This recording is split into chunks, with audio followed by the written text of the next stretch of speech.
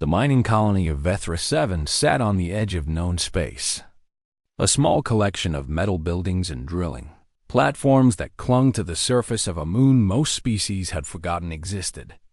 And the humans who lived there had learned to call it home despite the harsh winds and the endless gray dust that covered everything like a blanket of ash. Kira Solanis was 12 years old, and she had lived on this moon for as long as she could remember. Her memories of Earth nothing more than faded images her father sometimes shared with her before bed.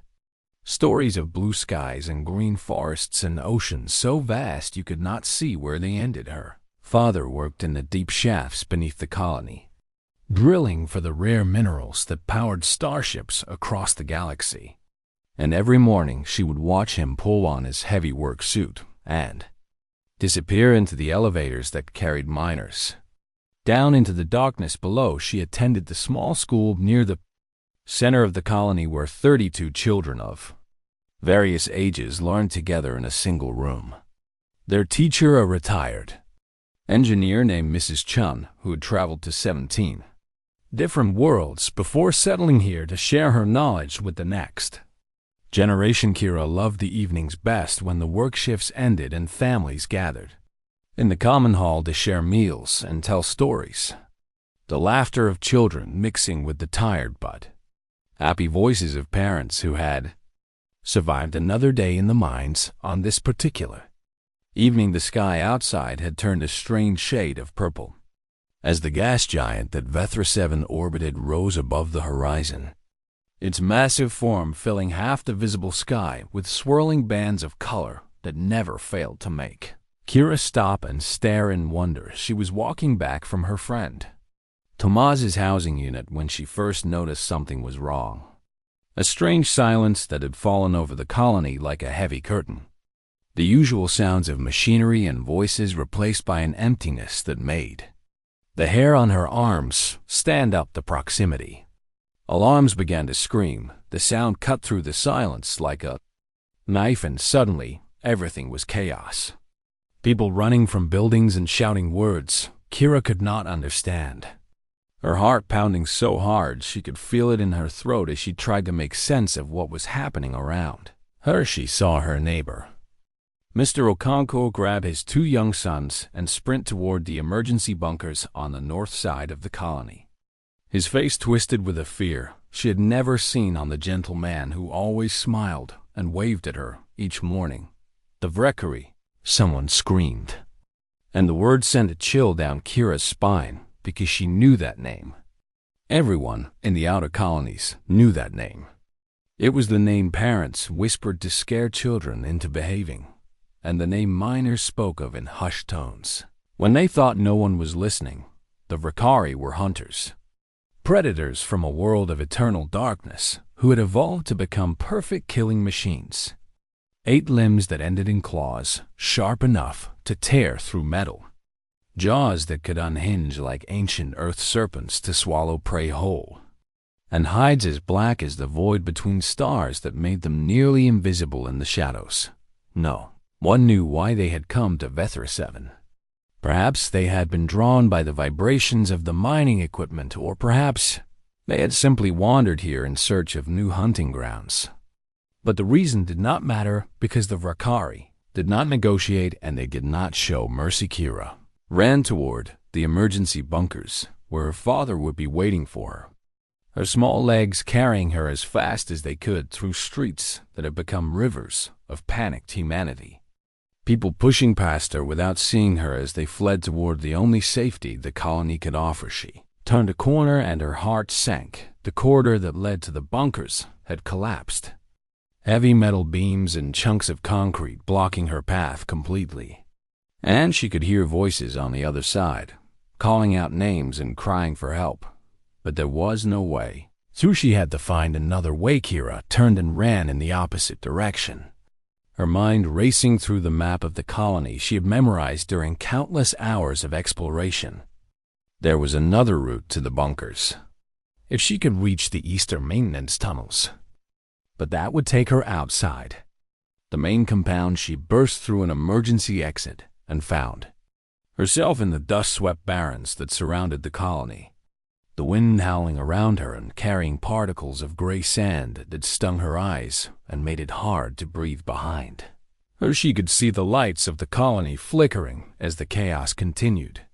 Evacuation ships began to rise into the purple sky with their engines roaring and their holds full of terrified colonists who had been lucky enough to reach them in time. She started running toward the maintenance entrance she knew was somewhere ahead, her feet slipping on the loose ground as she pushed herself forward with every bit of strength her small body possessed. And then she heard a clicking sound that seemed to come from everywhere at once, a rhythm of sharp noises that bounced off the rocks around her and made her freeze in place as her blood turned to ice in her veins. She turned slowly and saw them emerging from the shadows of the jagged cliffs that bordered the barrens, their black forms almost invisible against the dark rocks until they moved and she could see the faint gleam of their eyes reflecting the distant lights of the Colony 6. Of them 6 Reverie spreading out in a firestoon. Of them 6 Reverie spreading out in a wide circle around her with movements so smooth and silent they seemed to flow across the ground like liquid darkness, their 8 limbs carrying them with a grace that was terrifying to witness. Kira wanted to scream, but no sound came from her throat, her body frozen with a fear so deep it seemed to reach into her very bones and hold her in place like invisible chains. The creatures moved closer, their clicking growing louder as they communicated with each other in their ancient language. And Kira understood with horrible clarity that she was going to die here alone in the dust while her father searched for her in the bunkers. She closed her eyes and thought of her father's smile and the stories he told her about Earth and the blue sky she would never see. And then she heard a new sound, the roar of engines descending from above. And when she opened her eyes, she saw a battered cargo shuttle dropping from the sky like an angel made of metal and fire, its landing gear extending as it positioned itself directly between her and the monsters that had come to kill her. The shuttle touched down with a heavy thump that shook the ground beneath her feet, and a man stepped out into the darkness. Marcus Cole had never planned to be a hero, and the thought of dying on some forgotten moon at the edge of nowhere had never crossed his mind when he woke up that morning in his cramped sleeping quarters aboard the cargo shuttle he called home. He was 43 years old, with gray streaking through his dark hair and a knee that ached every time the weather changed, a reminder of an accident years ago when a cargo container had shifted during an emergency landing and caught him before he could get clear. His ship was called the Wanderer, and it was held together by welding tape, spare parts from a dozen different vessels, and what Marcus liked to call creative engineering, but what any licensed mechanic would call a disaster waiting to happen. He hauled cargo between the outer colonies, taking jobs that paid just enough to keep fuel in his tanks and food in his stomach, never staying in one place long enough to put down roots, because roots meant responsibilities, and responsibilities meant people depending on you. Marcus had learned a long time ago that it was easier to depend only on himself. He had stopped on Vethra 7 for one reason only. His fuel reserves were dangerously low, and this was the closest refueling station within range. A quick stop that should have taken no more than 2 hours before he was back among the stars where he belonged. But then the alarms had started. He had been sitting in the refueling bay watching the numbers climb on the fuel gauge when the emergency sirens began to wail and people started running past his ship with terror in their eyes, their screams mixing with the mechanical shriek of the alarm in a symphony of pure panic. His first instinct was to leave. The Wanderer's tanks were only 3/4 full, but that was enough to reach the next system, enough to get away from whatever nightmare was unfolding on this dust-covered moon. And no one would blame him for running, because that was what any sensible person would Dewey fired up the engines and lifted off, rising above the chaos below as evacuation ships filled the sky around him like a swarm of metal birds fleeing a fire. And then he saw Hera, small figure running across the barrens outside the colony, her movements frantic and desperate as she tried to escape something that was emerging from the rocky cliffs behind her. Marcus adjusted his sensors, and his blood went cold. 6 Rekkari were pursuing the child, their black forms moving with the terrible grace of apex predators who knew their prey had nowhere to run, spreading out in a hunting formation that would cut off any escape route she might try to take. He should have kept flying. Every rational part of his brain was screaming at him to punch the thrusters and climb into orbit where it was safe, where he could watch from a distance as nature took its course and tell himself there was nothing he could have done. But Marcus had a daughter once. Her name had been Sophia, and she had been 8 years old when the fever took her, a sickness that swept through the colony where they lived and claimed 17 lives before the medical ships arrived with the cure that came too late for his little girl. He had held her hand as she slipped away and promised her that he would be brave for her, that he would live his life in a way that would make her proud. And then he had buried her beneath a tree on a world he could never bring himself to visit. Again, the girl below was not Sophia. She was a stranger, someone he had never met and would probably never see again if he simply flew away. Just another victim in a galaxy full of victims where terrible things happened every day to people who did not deserve them. But she was also someone's daughter. Marcus turned the wanderer around. He pushed the throttle forward and dove toward the surface, the old shuttle shaking and groaning as he pushed it harder than he had in years, the hull temperature rising as he cut through the thin atmosphere at speeds that would have made any safety inspector faint.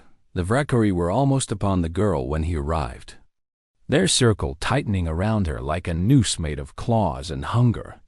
And Marcus brought his ship down between them with a landing so rough it nearly buckled the front struts.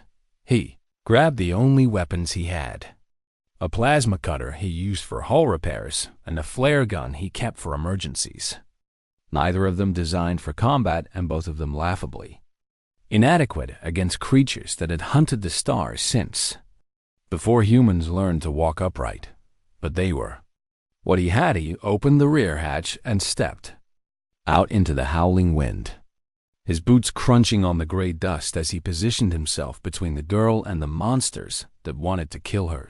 Rekkari stopped. Marcus could see them clearly now, their bodies larger than he had expected, each one standing nearly 3 meters tall when they rose on their hind limbs, their obsidian hides seeming to drink in the light around them and their eyes reflecting the glow of his shuttle like distant stars.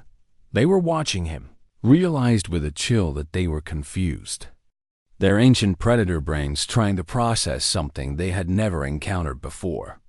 A creature that moved toward them instead of a way the Rekkari had traveled across galaxies and hunted on 1,000 worlds.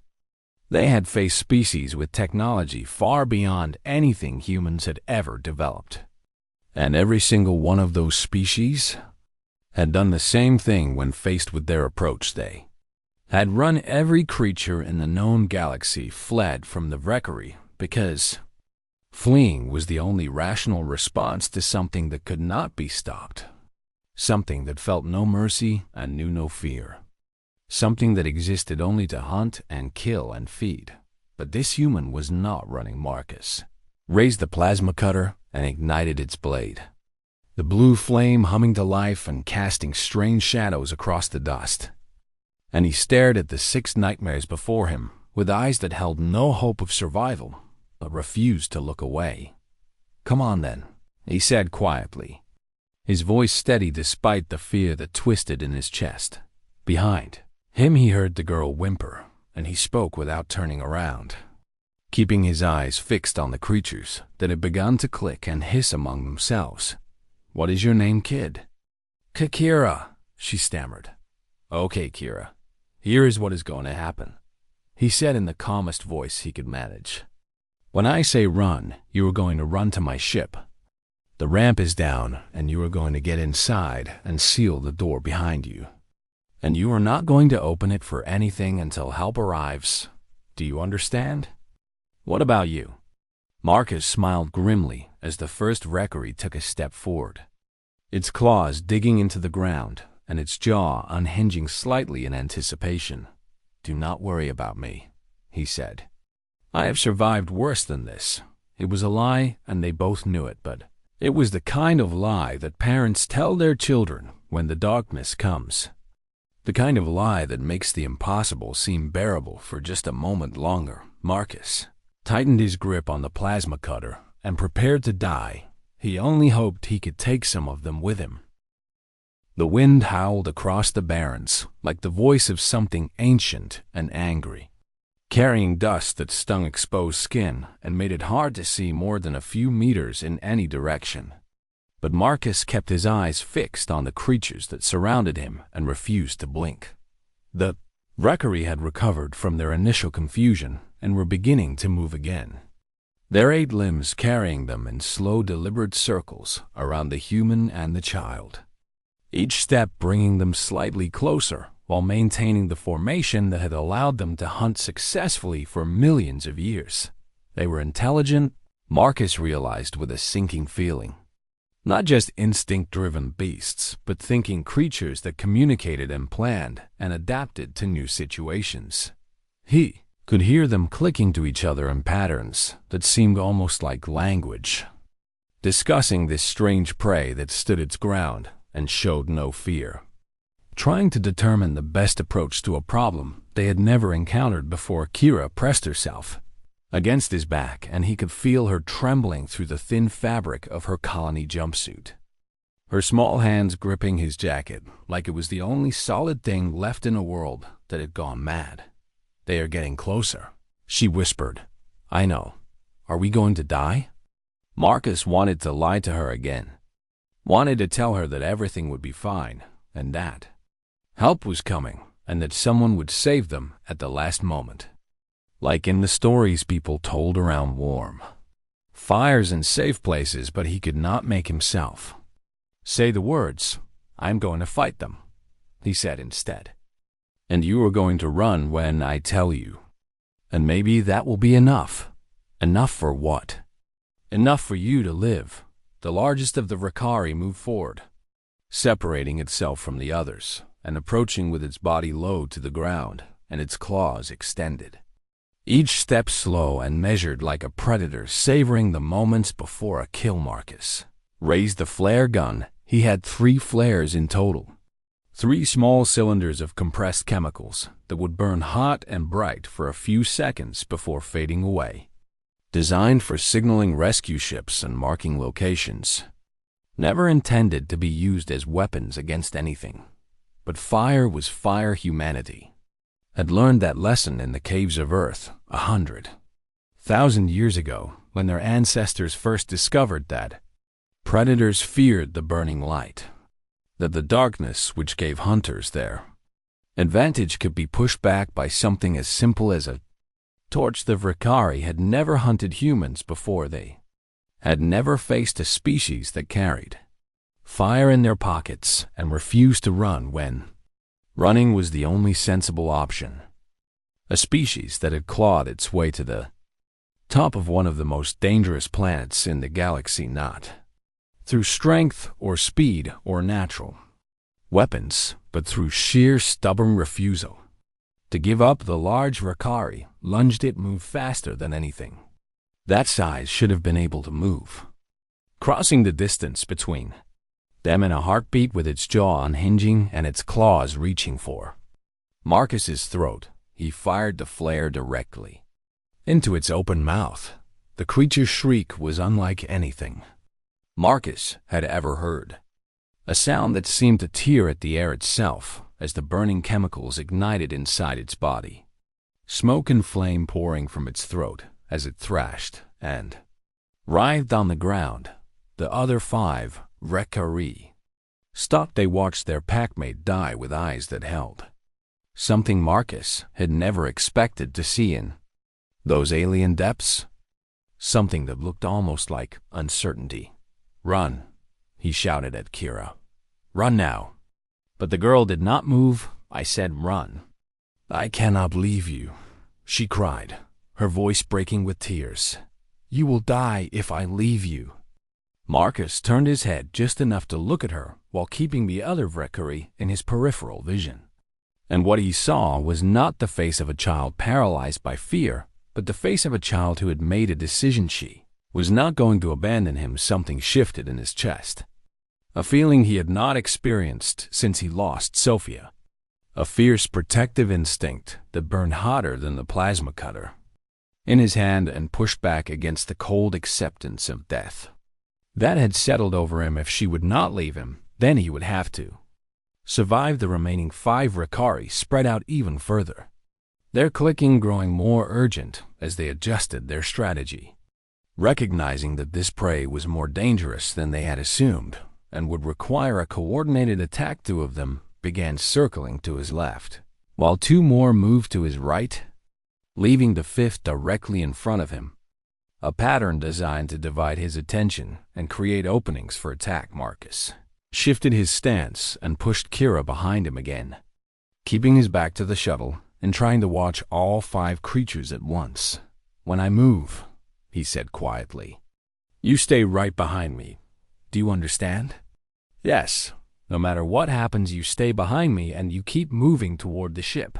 He could see the creatures tensing, their muscles coiling beneath their dark hides as they prepared to strike.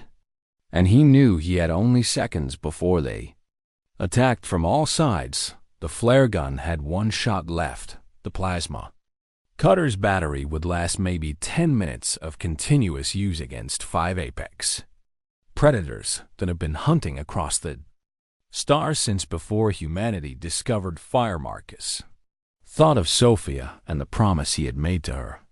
The promise to be brave and to live in a way that would make her proud.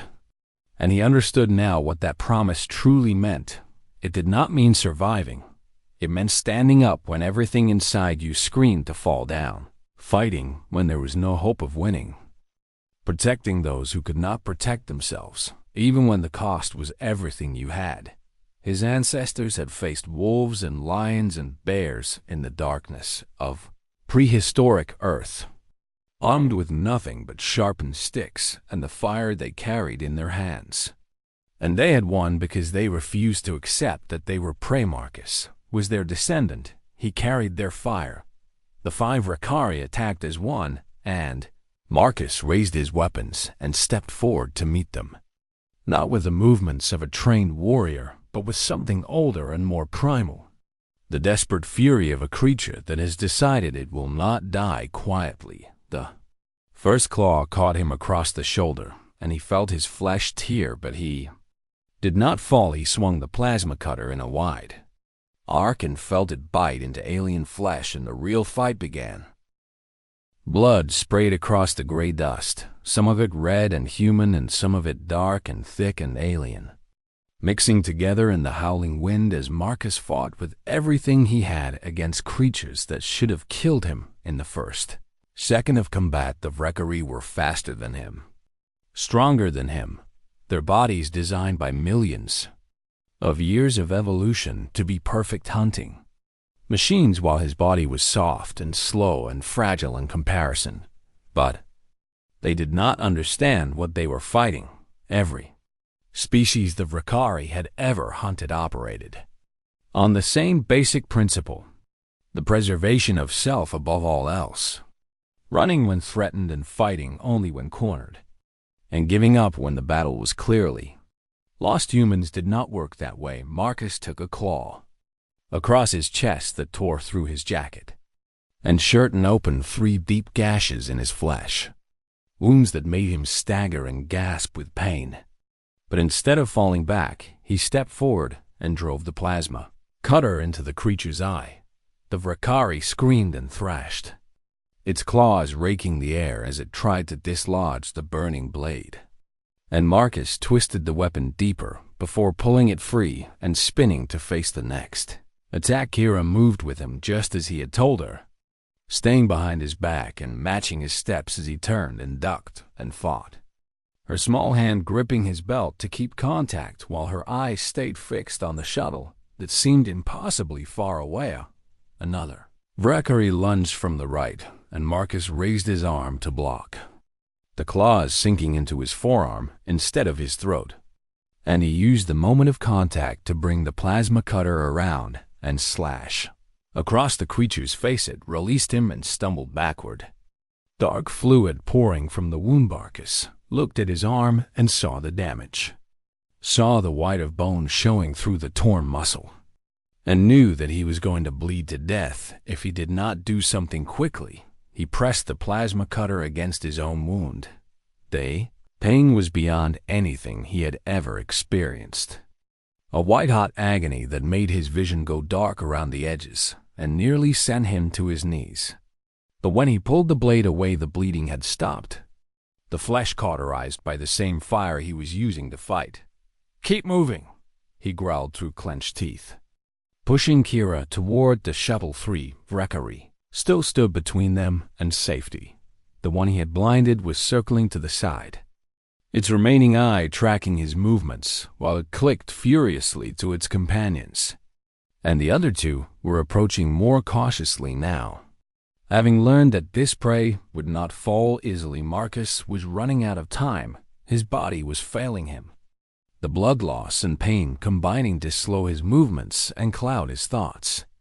And he knew that he could not keep fighting much longer before his strength gave out entirely. He fired his last flare. The burning projectile streaked through the air and struck one of the approaching Valkyrie in the chest, igniting its hide and sending it into a frenzy of pain and fear as it tried to extinguish the flames that spread across its body. 4 down, 2 remaining, the blinded one and one that had hung back during the fighting, watching and learning and waiting for its moment to strike. Marcus threw the empty flare gun aside and gripped the plasma cutter with both hands, ignoring the screaming pain from his wounded arm as he positioned himself for the final confrontation. "Almost there," he said to Kira, his voice rough and weak. "Just a little further." The shuttle was only 20 meters away now, close enough that Kira could reach it if she ran, if she left him behind and sprinted with everything she had. "Go," he said. "I will hold them." "No." Kira listened to me. He turned to look at her, and she saw his face clearly for the first time since the battle began. Saw the blood that covered him and the exhaustion in his eyes and the fierce determination that refused to fade despite everything. "Your father is waiting for you. Your life is waiting for you. And I did not come down here to watch you die." Tears streamed down her face. "You came down here to save me. Then let me save you." The 2 remaining Valkyrie attacked. They moved together with perfect coordination, one going high and one going low, a strike pattern designed to overwhelm any defense and tear prey apart from multiple angles. Marcus met them head-on. He ducked under the high attack and felt claws rake across his back, tearing through flesh and muscle. But he used his momentum to drive the plasma cutter upward into the throat of the one attacking low. The blade sank deep and the creature fell. The other one was on him before he could recover, its weight driving him to the ground and pinning him in the dust, its claws reaching for his throat while its jaw unhinged above his face. Marcus had no weapons left. Plasma cutter had been torn from his grip when he fell and lay somewhere in the dust beyond his reach. And his body had nothing more to give, no strength remaining to push this nightmare. Off him he looked into the eyes of the creature that was about to kill him and saw something he did not expect. Fear. The Valkyrie was afraid of him. This soft, weak human had killed 4 of its pack, had faced them without running, had kept fighting long after any reasonable creature would have surrendered to death. And the Valkyrie did not understand how that was possible. Marcus smiled through the blood on his teeth. "You should have run," he whispered behind him. He heard Kira scream, not a scream of fear but a scream of rage. And something struck the Valkyrie from the side with enough force to knock it off balance The girl had thrown a rocket was not enough to hurt the creature, but it was enough to distract it. Enough to give Marcus one final moment to act. And he used that moment to grab a handful of dust and throw it into the creature's eyes. The Rakari reared back, temporarily blinded, and Marcus forced his broken body to move one more time. He grabbed the plasma cutter from the dust where it had fallen and drove it into the creature's chest with every remaining ounce of strength he possessed. The Rakari convulsed and fell. Marcus collapsed beside it, his body finally surrendering to the damage it had taken, his vision fading as he lay in the blood-soaked dust and listened to the wind howling around him. The last thing he heard before the darkness took him was the sound of Kira calling his name. Kira did not run to the shuttle. She ran to Marcus instead, falling to her knees beside his broken body and pressing her small hands against the wounds that covered him, trying desperately to stop the bleeding, even though she knew almost nothing about medicine or first aid. His blood was warm on her fingers, and there was so much of it soaking into the gray dust around them. More blood than she had ever seen in her life. And she could not understand how anyone could lose this much and still be breathing. But he was breathing shallow and weak and unsteady. But breathing. Please do not die. She begged him through her tears. Please, please, please do not die. She remembered the emergency kits her father had shown her in their housing unit. The bright red boxes that contained bandages and sealants and medicines designed for exactly this kind of situation. And she knew there had to be one on his ship. She left him for only a moment, sprinting up the ramp of the Wanderer and tearing through the cluttered interior until she found the medical kit strapped to the wall near the pilot's seat. Then running back to his side and opening it with shaking hands. The emergency sealant was designed to be used by anyone regardless of training. A simple applicator that you pressed against a wound to release a foam that would stop bleeding and prevent infection until proper medical care could be provided. Kira used the entire container. She covered every wound she could find.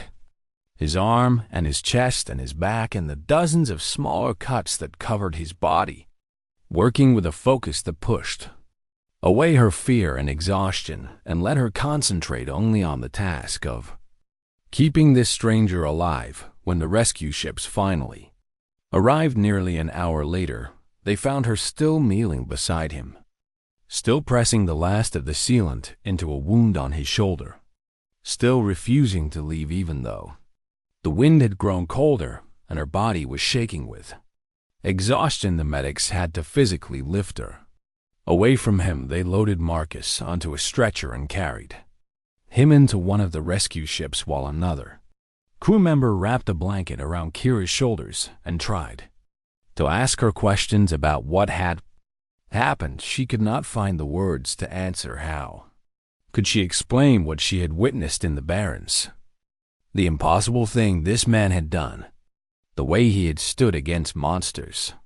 For a child he had never met and refused to fall no matter how many times they knocked him down. Medics did not think Marcus would survive the flight back to the main colony. They had seen wounds like his before on soldiers and hunters who had encountered dangerous creatures. And those people had almost always died despite the best medical care available. Their bodies simply too damaged to recover. But Marcus Cole did not die. He held on through the flight and through the emergency surgery that followed and through the 3 days of unconsciousness while his body fought to repair itself, his heart beating steadily even when the machine said it should have stopped. The doctors called it a miracle. The other humans in the colony called it something else. They called it being human. Word of what happened spread quickly through the communication networks that connected the outer colonies, jumping from system to system as people shared the story of the cargo hauler who had faced 6 Rakari alone and one, the ordinary man who had done an extraordinary thing for a child. He did not. Now by the time Marcus finally opened his eyes, the entire sector had heard his name. Diplomats and scholars from a dozen different species requested permission to interview him. Fascinated by this human who had done something their scientists and philosophers considered impossible, something that violated every model they had developed to explain how living creatures behaved when faced with overwhelming danger. A Torellian ambassador named Sethiving was the first to speak with him after he regained consciousness, her four eyes studying him with an expression that seemed caught somewhere between confusion and wonder. "I must understand," she said in the careful, precise tone of someone speaking a language that was not their own. "Why did you do this thing?" Marcus was propped up in a hospital bed with bandages covering most of his body and tubes running into his arms delivering fluids and medications. His face pale and thin, but his eyes still sharp and aware. "Do what?" "Save the child," Sethiving said. "You had no obligation to her, no connection, no reason to risk your life for hers. And yet, you did not hesitate to place yourself in mortal danger against predators that have never been defeated in single combat by any known species." Marcus was quiet for a moment. "She was scared," he finally said, his voice rough from disuse. "She was alone, and she was scared. And she was going to die if someone did not help her. But why did that someone have to be you?" "Because I was there." Sethiving stared at him with an expression of complete incomprehension. "In my culture," she said slowly, "we calculate the value of lives mathematically, considering factors such as age and health and social contribution and potential future benefit. And we make decisions based on those calculations. And by any measure, your life held more value than the child simply due to your greater experience and remaining productive years. That is a terrible way to look at things. It is logical. Maybe," Marcus said. "But some things are more important than logic." Sethiving left without understanding. Her report to her government filled with observations about human irrationality and the strange emotional impulses that seemed to drive their behavior in ways that defied all sensible analysis. But the humans who read that report understood. Perfectly, they understood that Marcus Cole had not done a calculation in those moments when he turned his ship around and flew toward the monsters instead of away. He had not weighed the value of his life against the life of a stranger and found hers worthy. He had simply seen a child who needed help and decided to help her. That was what humans did 3 weeks later when Marcus was finally well enough to leave the medical center. He found a crowd waiting for him outside. Colonists who had heard his story and wanted to thank him, reporters who wanted to interview him, officials who wanted to give him medals and honors and rewards. He walked past all of them. He walked to where Kira stood with her father, a tall, quiet man with tears in his eyes and gratitude too deep for words. And Marcus stopped in front of them and looked at the girl whose life he had saved. "You threw that rock," he said. Kira nodded. "That was brave. I learned it from you." Her father stepped forward and embraced Marcus without speaking, holding him tightly for a long moment while his shoulders shook with silent sobs. And Marcus patted his back awkwardly, the way people do when they are not used to being thanked for anything. "Take care of her," Marcus said when the man finally stepped back. "She is brave and she is smart, and she's going to do great things someday." "I will," her father promised. "I will never forget what you did." Marcus nodded and turned to walk toward the landing platform where the Wanderer waited. Its hull still dented and scorched from that terrible night, but its engines humming with the promise of distant stars. "Where will you go?" Kira called after him. He stopped and looked back at her one last time. "Wherever the cargo takes me," he said with a small smile. "There is always someone who needs something delivered somewhere." And then he climbed aboard his battered shuttle and fired the engines and rose into the purple sky, disappearing into the endless black of space like he had never been there at all, just another human doing what humans do.